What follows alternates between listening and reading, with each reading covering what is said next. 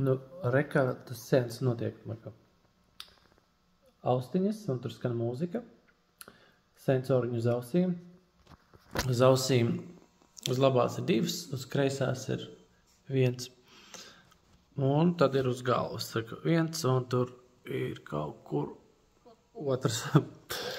Tad ausīs man skana mūzika. Un tajā mūzikā ir tāds īsas mazas pauzes sprakšķi. Un tās pauzes sprakšķi rada manas smadzenes. Un tā mūzika arī kāda atnest var arī savu mūziku. Uz 3-5 minūtēm, jo seans ilgs 33 minūtes. Es vienkārši kuļi var darīt, ko gribi, var aizmigt un tam līdzīgi.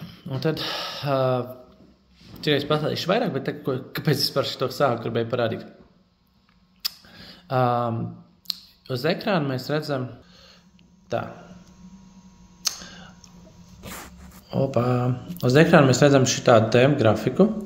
Tātad tā nav diagnostika, bet parāda to, cik aktīva vai mierīga tā smadzeņu darbība ir. Bet tā arī, kā tu skaties ekrānā, ir kreisā labā puse, smadzeņu viņu frekvences no 0 līdz 63 Hz, un tās krāsas, tās ir amplitūdas, kā viņš tur svārstās.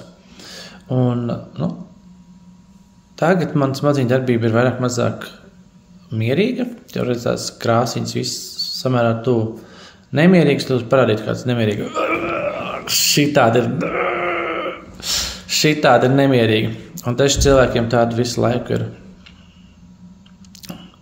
Tā, tā kā es tagad ļaušos seansam, vienkārši gulēšu, kā es pacels kaisā.